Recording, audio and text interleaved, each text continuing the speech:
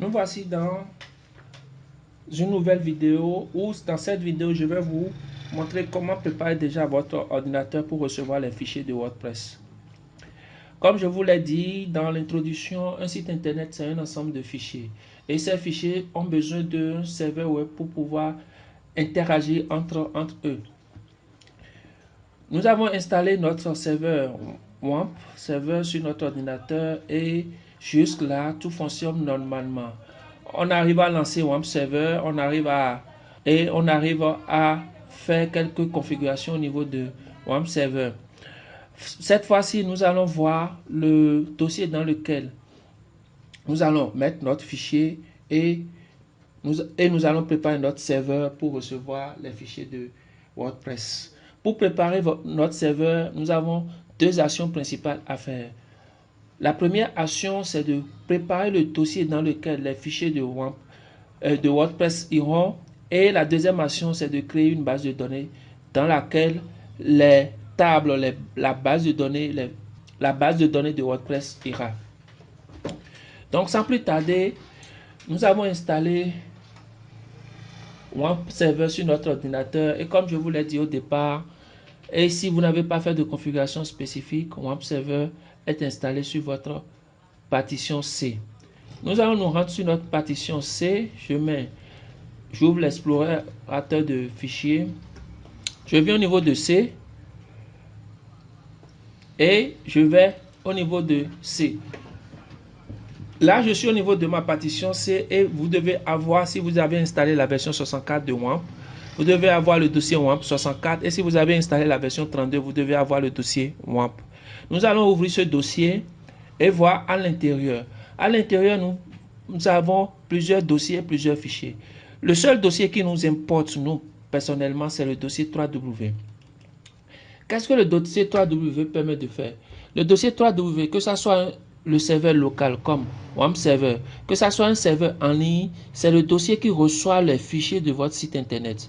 Donc, si vous allez vous connecter à un serveur web et que vous voulez voir les fichiers qui sont sur ce serveur, il faut toujours chercher le dossier 3W, www.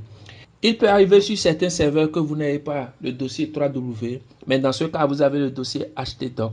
Il faut garder ces deux noms de dossiers en tête. Ce sont les dossiers qui reçoivent les fichiers de votre site internet, quel que soit le serveur web. Le dossier 3W, comme dans le cas ici,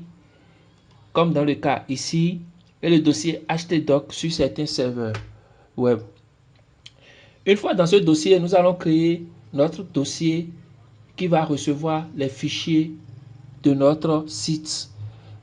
Nous allons créer un dossier que nous allons nommer boutique et c'est dans ce dossier nous allons envoyer WordPress pour pouvoir faire l'installation.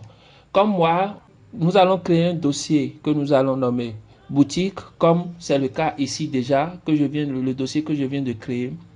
Là, nous venons de faire la première action pour préparer notre ordinateur à installer WordPress.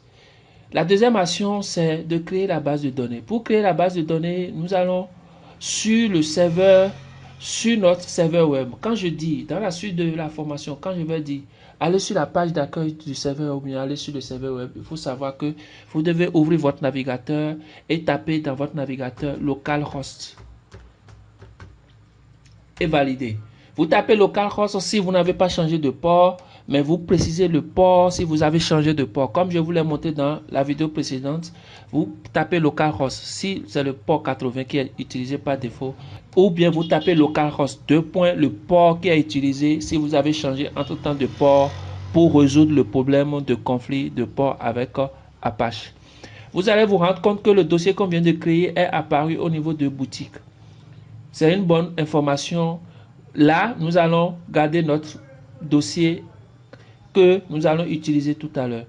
Nous allons faire notre deuxième action qui est de créer la base de données. Qu'est-ce qu'une base de données? C'est un espace disque sur lequel est stocké des informations que le site ira chercher au moment opportun en fonction de la requête qui est envoyée. Nous allons créer notre base de données. Et pour créer une base de données, nous avons forcément besoin d'un outil qui va nous permettre de créer la base de données sans utiliser du code. le code, le langage qui est utilisé pour la base de données, c'est le langage SQL. C'est le langage qui est utilisé pour la base de données MySQL. Donc, quand vous entendez parler de MySQL, c'est que c'est le langage SQL qui est utilisé. Mais puisque on a dit c'est zéro code, zéro mot technique, nous n'allons pas utiliser les codes. Nous allons utiliser un outil qu'on appelle PHPMyAdmin. Cet outil est déjà intégré dans WAMP. Vous voyez combien de fois WAMP nous facilite la vie. Donc cet outil est déjà intégré dans WAMP et cet outil s'appelle PHPMyAdmin. Je clique sur PHPMyAdmin, ça va me envoyer sur la page d'accueil de PHPMyAdmin. PHPMyAdmin, c'est un outil qui permet de gérer les bases de données. Et cet outil est pratiquement sur tous les serveurs web.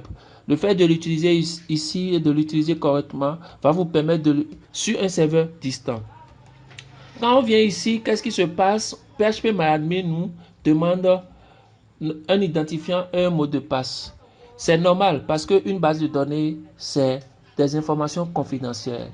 Je donne un exemple, c'est dans une base de données qu'est enregistré votre identifiant et votre mot de passe. Quand vous vous enregistrez sur un site et que vous remplissez vos informations, c'est dans une base de données.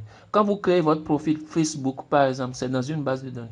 Les publications que vous faites sur un site comme Facebook ou bien un blog, c'est dans une base de données, ça va. Donc, si un hacker arrive à accéder à votre base de données et arrive à accéder à vos informations, identifier un mot de passe, c'est que il peut contrôler votre site, il peut se connecter peut-être à d'autres comptes que vous utilisez avec le même mot de passe. C'est pourquoi c'est normal que pour accéder à une base de données, il faut forcément saisir un identifiant, un mot de passe. Ici, l'identifiant est toujours root et le mot de passe, il n'y a pas de mot de passe.